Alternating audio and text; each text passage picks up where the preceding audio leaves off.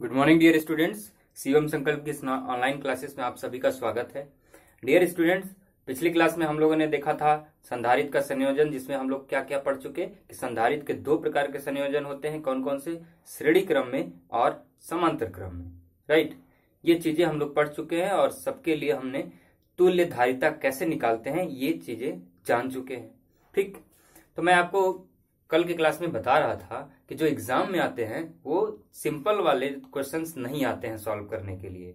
वो क्या करेगा, ना तो आपको श्रेणी क्रम में ना तो किसमें समांतर क्रम में देगा क्वेश्चन सिंपल वाले। वो क्या करेगा, आपको मिश्रित वाले प्रश्न देता है, मिश्रित संयोजन संधारित्र का। ठीक, तो वही हम यहाँ पे डिस्कस करेंगे आज थोड़ा सा कि संधारित्र का मिश्रित संयोजन कैसे होता है और उसको हम सॉल्व कैसे करते हैं। ठीक, तो सबसे पहले हम डायग्राम बना लेते हैं। ठीक, जैसे कि ये आपका एक संधारित्र है और ये एक संधारित्र यहां जुड़ा और ये ऐसे आके एक संधारित्र यहां है, इससे जुड़ता है। यहां से हमने दो टर्मिनल निकाले और उस टर्मिनल के नाम दे दिया ए और बी।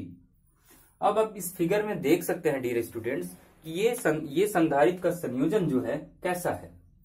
क्या ये तीनों एक ही परिपथ में है? परिपथ मतलब सर्किट।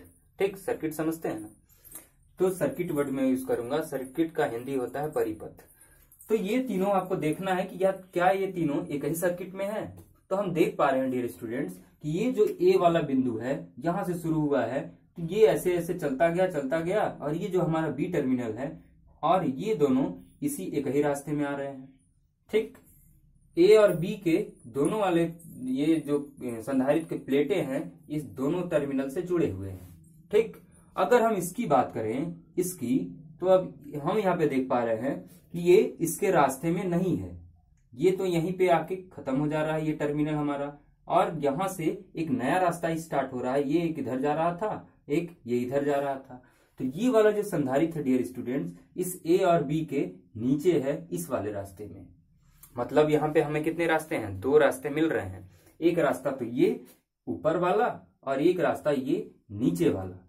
ठीक, तब हम ये नहीं कह सकते कि ये संधारित्र सब किसमें है, ना तो ये श्रेणी में है ना तो ये किसमें समांतर में है। ये किसमें है? मिश्रित संयोजन में है। मिश्रित संयोजन क्यों है? क्योंकि हम ये देख पा रहे हैं कि ऊपर वाले जो संधारित्र हैं ये अगर एक ही रास्ते में है, एक ही परिपथ, एक ही सर्किट में है, मतलब वो श्रेणी क्रम में है। ठीक, अब ये वाला जो हमारा संधारित्र होगा ये इन दोनों के क्या है? इन दोनों के समांतर है। अब इस दोनों के समांतर है तो क्या हम इसके समांतर या फिर इसके समांतर माने? तो इसको हम मानने के लिए क्या करते हैं कि जो भी इन दोनों का तुल्य संधारित्र निकलेगा, तुल्य धारिता निकलेगा, वो उस तुल्य धारिता जो संधारित्र निकलेगा उसका ये क्या हो जाएगा? इससे समांतर। ठीक, ये तरीका है। तो आप कभी भी जब भी आप मिश्रित संयोजन को सॉल्व करेंगे तो आपको नोटिस क्या करना है कि आपको दो दो बिंदुएं लेने हैं, छोटे छोटे नजदीक वाले बिंदु लेने हैं और अलग अलग करना है कि उन बिंदुओं में कितने संधारित्र श्रेणी में है और कितने संधारित्र संयोजन में है। और जब अलग अलग करके आप उसको सॉल्व करते जाएंगे तब जाके आपको इस पूरे मिश्रित संयोजन का तुल्य धारिता निकलेगा, जो फाइनल कैपेसिटेंस होगा, फाइनल धारिता निकलेगी। ठीक, तो इसको अगर मैं थोड़ा सा और कॉम्प्लिकेटेड कर दूं तो चलिए मैं एक यहाँ पे संधारित्र और लगा देता हूं। ठीक, समझाने के लिए इसको थोड़ा सा और कठिन बनाया जाए। यहाँ पे एक संधारित्र हमने और जोड़ दिया। अब बताइए क्या ये संधारित्र अब भी एक ही में है, एक सीरीज में है? ये वाला अभी हम बात कर रहे थे ना पिछले एग्जांपल में, ये दोनों किस में है? श्रेणी क्रम में है। तो क्या अभी भी ये श्रेणी क्रम में है? तो आंसर है कि हम नहीं कह सकते कि ये श्रेणी क्रम में है। क्यों नहीं कह सकते? क्योंकि यहाँ पे हम देख पा रहे हैं कि यहाँ पे ये बिंदु आया और यहां से बंटवारा हो जा रहा है। ये सर्किट जो है बदल जा रही है, दो रास्ते निकल रहे हैं यहाँ से। एक रास्ता तो इधर चला जा रहा है और एक रास्ता इधर आ जा रहा है। तब हम यहाँ पे अभी क्लियर नहीं है ये जो है ये श्रेणी में है कि समांतर में है। तो जब हम इसको सॉल्व करेंगे इसको, तो उससे पहले हमें क्या करना पड़ेगा कि पहले इन दोनों को सॉल्व करना पड़ेगा। तो जब हम इन दोनों को सॉल्व करेंगे डियर स्टूडेंट्स, तो फिर हम इस बिंदु को और इस बिंदु को पहले देखेंगे, और इस बिंदु और इस बिंदु को जब हम देखेंगे तो हम देख पा रहे हैं कि इसका एक प्लेट और इसका एक प्लेट और इसका दोनों आपस में जुड़ा हुआ है। मतलब हम ये कह सकते हैं ये एक दूसरे के क्या है, समांतर है, पैरेलल है। ठीक, तो जब आप इसको पहले सॉल्व कर लेंगे तब जाके ये बनेगा श्रेणी। ठीक, अभी ये श्रेणी में नहीं है, पहले आपको इसको सॉल्व करना पड़ेगा, फिर दो बिंदु लेके इसको सॉल्व करना पड़ेगा, फिर फाइनल के लिए इसको सॉल्व करना पड़ेगा। ठीक, तो ये तरीका होता है मिश्रित संयोजन को सॉल्व करने का। कुछ जरूरी बातें हैं, आप उसको लिख लीजिएगा। पहला तो ये कि दो बिंदुओं के हम क्या करते हैं, जब भी ये मिश्रित संयोजन को सॉल्व करेंगे ना, तो इंडिविजुअल मतलब सिंगल करके दो बिंदु लेंगे और दो बिंदुओं में देखेंगे दो करके हम सॉल्व करते हैं। ठीक, दो ऐसे बिंदु लेंगे जो एक समान प्लेटें में जुड़ी होंगे, जैसे ये एक आपस में प्लेटें में जुड़ा हुआ है ना, समान प्लेटों में जुड़े होंगे। और हम ज्यादा कोशिश ये करते हैं कि दो से ज्यादा संधारित्र लेके सॉल्व ना करें, दो का ही लेके करेंगे तो ज्यादा हमें इजी पड़ता है। ठीक, तो दो बिंदुओं के बीच संधारित्र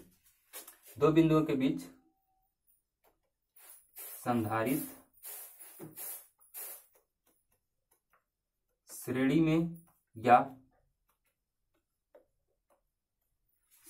या समांतर संधारित्र श्रेणी में या समांतर में होने चाहिए।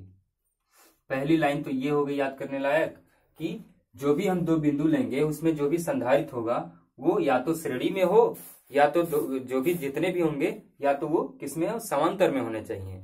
ठीक, और उनके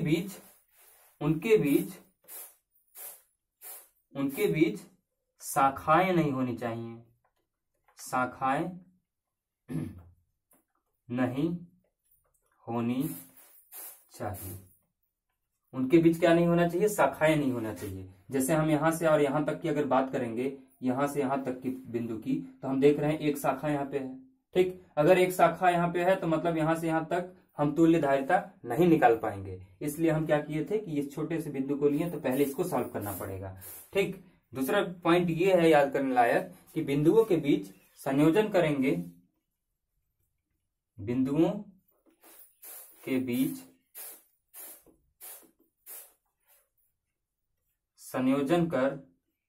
संयोजन मतलब अगर आप श्रेणी में है तो श्रेणी का फार्मूला लगाएंगे और समांतर का होगा तो समांतर का फार्मूला लगा लीजिएगा। ठीक, श्रेणी कर संक्रियाएं करेंगे, संक्रियाएं मतलब मैथमेटिकल ऑपरेशन करेंगे, मतलब कैलकुलेट करेंगे ना, अगर श्रेणी में है या फिर समांतर में है तो फार्मूला लगा के। तीसरा स्टेप ये होता है कि परिपथ को दोबारा बनाना, परिपथ यानी सर्किट को दोबारा बनाना। कभी भी ऐसे न्यूमेरिकल आएंगे तो आपको बार बार स्टेप बाय स्टेप डायग्राम बनाने पड़ेंगे। एक स्टेप में इसका आंसर आप कभी भी नहीं ला पाएंगे, देख के एक स्टेप में कभी भी इसका आंसर नहीं आएगा, स्टेप बाय स्टेप हमें करना पड़ता है। ठीक, तब जाके आंसर आता है। चलिए समझते हैं कैसे। मान लीजिए यहाँ पे सी है, यहां भी सी है, यहां भी सी है, यहां भी सी। हमें इसका कैलकुलेट करना है। तो सबसे पहले हमें क्या कैलकुलेट करना पड़ेगा, हम देख रहे हैं कि ये रास्ता अलग है, ये रास्ता अलग है। तो पहले हम इस रास्ते में अगर चलते हैं तो पाते हैं कि इस छोटे से बिंदु को लेते हैं और यहाँ पे देख रहे हैं कि ये दोनों संधारित्र कैसे हैं, समांतर हैं। और ये जो समांतर हैं तो पहले हमें इसको सॉल्व करना पड़ेगा। तो इसको जब आप सॉल्व करेंगे तो समांतर का फार्मूला क्या होता है, C1 + C2। तो इन दोनों को जोड़ेंगे C + C, तो यहाँ पे आ जाएगा 2C आ जाएगा। ठीक, अब इन दोनों को हमने सॉल्व कर लिया। अब जब इन दोनों को सॉल्व किए तो यहाँ पे एक संधारित्र होगा जो क्या होगा, इन दोनों का तुल्य संधारित्र। तब हमें अब नया डायग्राम बनाना पड़ेगा, ये यहाँ पे अब फिर नया डायग्राम बनाना पड़ेगा और फिर ये BA। ऐसे बार बार हमें डायग्राम बनाने पड़ेंगे। इसको हमने खत्म किया तो ये नया डायग्राम बना, ये तुल्य संधारित्र। ये कितना लाया हम लोगों ने 2C, और यहाँ क्या था C है, यहाँ भी C है। अब हम क्या करेंगे, अब सबसे पहले हम देख पा रहे हैं कि ये दोनों जो संधारित्र हैं ये सीरीज में है, श्रेणी क्रम में है। तो पहले अब हमें इसको सॉल्व करना पड़ेगा, इन दोनों को, तब हम जाके इसको सॉल्व करेंगे। इसको सॉल्व करेंगे तो हम देख रहे हैं कि ये किसमें, श्रेणी में है, तो श्रेणी का फार्मूला होता है 1/2C हो जाएगा प्लस 1/C हो जाएगा। एक फार्मूला और मैं बताया था इसको कि आपस में मल्टीप्लाई कर देते हैं, तो ये कितना हो जाएगा 2C², और यहाँ पे ऐड कर देते हैं तो C + 2C 3C हो जाएगा। एक C से इसका स्क्वायर कैंसिल, तो आंसर आया 2C/3। किसको, इसको सॉल्व करने पे। फिर अब एक हम नया डायग्राम बनाएंगे, तब जाके इसको सॉल्व करेंगे। तो नया डायग्राम बनाएंगे तो ये जो 2 था, अब ये कितना तुल्य धारिता, इसका 1 बना, और ये आके जुड़ा यहाँ ये वाला, और ये ऐसे, अब ये बना हमारा B, और ये बना हमारा A। ठीक, यहाँ पे हमने कितना लाया, यहाँ पे हमने वैल्यू लाया इन दोनों को सॉल्व करने के बाद 2C/3, और ये हमारा कितना था पहले से C। अब जब आप इसको सॉल्व करेंगे तब जाके आपका आंसर आएगा। तो हम देख पा रहे हैं कि ये दोनों किसमें हैं, ये दोनों 2 रास्ते में गए हैं और दोनों एक दूसरे के समांतर हैं। तो समांतर में जुड़ते हैं, तो हम इसको जोड़ेंगे 2C/3 प्लस C, कितना आ जाएगा 2C+3C/3 बराबर 5C/3, ये आंसर। तो इस पूरे सिस्टम का जो पूरा निकाय था उसका फाइनल तुल्य धारिता कितना निकला, हमारा निकला इसका 5C/3।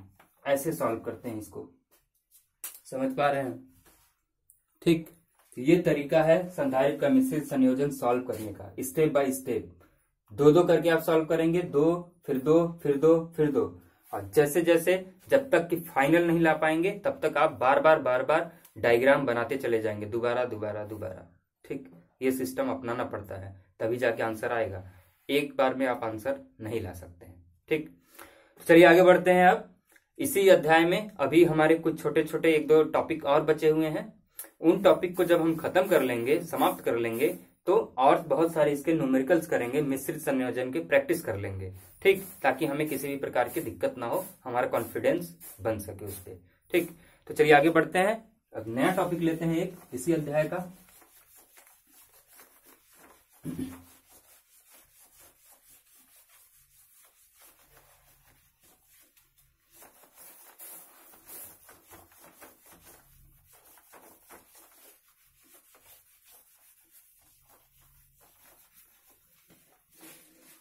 टॉपिक है संधारित्र में संग्रहित स्थितिज ऊर्जा।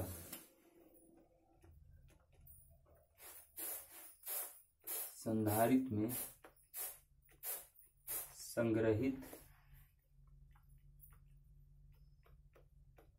स्थितिज ऊर्जा। ठीक, ये टॉपिक है, इसको हमें अब डिराइव करना है। हमें इसमें क्या पता लगाना है, हमें इसमें पता लगाना है कि जो संधारित्र है उसमें ऊर्जा स्टोर होता है, संग्रहित होता है, इकट्ठा होता है। तो वो कितना ऊर्जा इकट्ठा होता है वो हमें इसमें गणना करनी है। ठीक,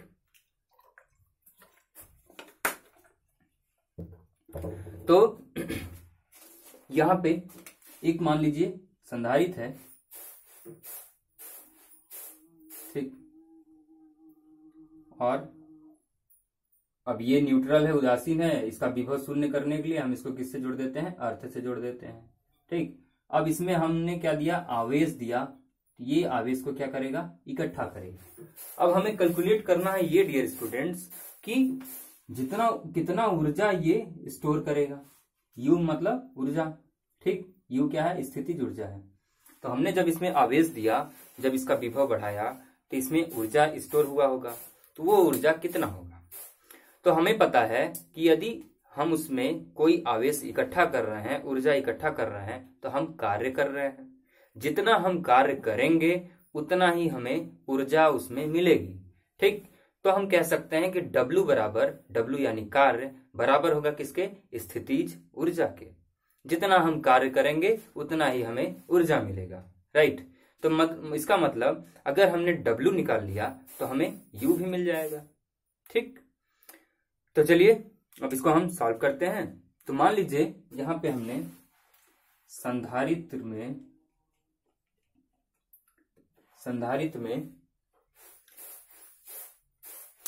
एक सेकेंड, हम आवेश को क्या करेंगे, विभव बढ़ाने के लिए दे रहे हैं, तो यहां पे लिखेगा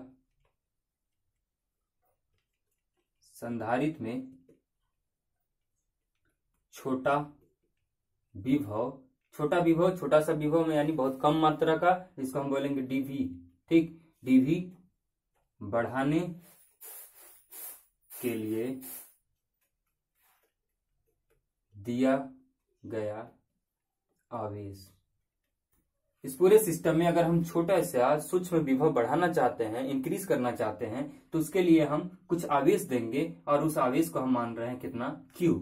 डीवी क्या है, संधारित्र का छोटा सा विभव। ठीक, अब हमें ज्ञात करना है कार्य। इस पूरे सिस्टम का कुल कार्य ज्ञात करने से पहले हमें क्या ज्ञात करना पड़ेगा, सूक्ष्म कार्य ज्ञात करना पड़ेगा, छोटा सा। ठीक, तो उसके लिए हम क्या करते हैं, डीडब्ल्यू का यूज करते हैं। राइट, डीडब्ल्यू क्या बताता है हमें, सूक्ष्म कार्य बताता है। ठीक, तो ये कितना हो जाएगा, डीडब्ल्यू का फार्मूला क्या हो जाता है, क्यू डीवी। पढ़े थे हम लोग, पढ़े थे, V बराबर W अपॉन क्यू, तो वहां से आया है डीडब्ल्यू बराबर क्यू इंटू डीवी। ठीक, आगे देखिए, अब क्या करेंगे, अब दोनों साइड लगा देंगे समाकलन, तब तो हमें मिलेगा क्या, कुल कार्य। कुल कार्य निकालने के लिए हमें समाकलन लगाना पड़ेगा, इधर भी समाकलन, Q D V. D W का समाकलन होता है W, और ये Q एक नियतांक है, तो ये बाहर भी आ सकता है ऐसे, और ये dv बचा अंदर। Q को हम क्या लिख सकते हैं, हमें पता है कि C बराबर कितना होता है, Q अपॉन V, तो यहां से हम Q बराबर कितना लिख सकते हैं, C इंटू V। ठीक, लिख सकते हैं ना। अरे इससे पहले अभी रुक जाइए, इसको यहीं पे लिखते हैं, क्योंकि V यहाँ dv है तो उसका समाकलन होगा। तो Q बराबर हम C भी लिख सकते हैं, तो यहाँ पे Q के जगह पे आप C इंटू V लिखिए और इधर dv। ठीक, अब क्या होगा, ये W बराबर C एक नियतांक है, तो ये आया बाहर, और अंदर V का समाकलन हो सकता है क्योंकि यहाँ पे dv है, तो ये dv इंटू dv। तो W बराबर C और V का समाकलन होता है V स्क्वायर अपॉन 2। समाकलन में पावर बढ़ता है, ना, पावर बढ़ता है, तो ये कितना हो जाएगा, V स्क्वायर अपॉन 2। ठीक, अगर हम लिमिट्स लगाना चाहें, लिमिट्स यानी कब से कब तक, शुरू में यहाँ पे विभव 0 था, अब हमने कुछ विभव बढ़ा लिया है, कितना कर लिया है, V कर लिया है। तो यदि हम इस केस में लिमिट्स लगाना चाहेंगे तो लिमिट्स कितना लगेगा, 0 से लेकर V, 0 से लेकर V, 0 से लेकर V, मतलब पहले विभव 0 था, बढ़ा के हमने कितना किया, V किया। तो यहां भी हमें लिमिट्स लगाना पड़ेगा, कितना, 0 से लेकर V। तो लगा भी सकते हैं, नहीं भी लगा सकते हैं, कोई दिक्कत नहीं, आंसर तो इतना ही आएगा। तो आंसर कितना आ जाएगा हमारा, हाफ CV स्क्वायर। नीचे 2 है तो यहाँ पे हाफ हो गया, CV स्क्वायर, ये आया W बराबर। W ही बराबर होगा किसके, ऊर्जा के बराबर होगा। राइट, तो हम लिख सकते हैं W बराबर किसके है, U के, तो मतलब U बराबर कितना हो गया, हाफ CV स्क्वायर। तो ये है स्थितिज ऊर्जा का फार्मूला जिसे हमें याद करना है, हाफ CV स्क्वायर। ठीक, ये फार्मूला जरूरत के हिसाब से बदला जा सकता है। जरूरत के हिसाब से कैसे बदला जा सकता है, जैसे कि अगर यहाँ पे आप C की जगह पे, एक तो फार्मूला ये हो गया, ठीक, हर जैसा हमें जरूरत पड़ता है ऐसा इस फार्मूले को हम बदलते जाते हैं। जैसे अगर यहाँ पे यदि आप C बराबर Q अपॉन V होता है, Q अपॉन V लिख देंगे, तो ये फार्मूला कैसा बन जाएगा, हाफ C के जगह पे Q अपॉन V, और यहाँ पे V स्क्वायर पहले से था, तो ये स्क्वायर कटा, ये कटा, तो ये फार्मूला आपका कैसा बन जाएगा, यहाँ पे लिख दे रहे हैं U बराबर हाफ Q इंटू V बनेगा, Q इंटू V। तो ये फार्मूला तो ये हो गया, जो इसी का रूपांतरण है, या तो ऐसा या तो ऐसा। कैसे ऐसा हुआ है, C के जगह पे हमने ये फार्मूला पुट कर दिया, तो ये स्क्वायर V कट गया, एक V बचा इधर ऊपर और एक Q बचा, तो आया कितना, हाफ Q V। ठीक, अब यदि यहाँ पे v का वैल्यू अगर पुट करना चाहें आप, तब फिर से ये बदल जाएगा। जैसे इसी फार्मूले में अगर आप किसका मान, v का मान रख देते हैं, तो देखिए क्या बदल जाएगा। हाफ q, v बराबर कितना होता है, सी क्यू हो जाएगा ना, नहीं q अपॉन सी होगा। ठीक, v बराबर q अपॉन सी, तो ये कितना हो जाएगा, ये q का स्क्वायर हो जाएगा, ये बनेगा हाफ q स्क्वायर अपॉन सी। तो ये ऐसा भी हो सकता है। ठीक, ये फार्मूला बदल के ऐसा भी हो सकता है, तो इसे भी आपको याद करना है, हाफ q स्क्वायर अपॉन सी, ऐसा। तो आपको दिक्कत वाली बात नहीं है, चाहे आप एक याद करेंगे तो आप बाकी सारा ला लेंगे। ठीक, कुछ नहीं करना है, बस एक रिलेशन यहां से पुट कर करके बार बार, कभी सी को हमने पुट कर दिया, कभी v को पुट कर दिया, ठीक, तो कभी q को पुट कर दिया, तो ये आ जाता है रिलेशन। ठीक, कोई दिक्कत वाली बात है नहीं। अगर एक आप याद कर लेते हैं तो ये वाला भी आ जाएगा।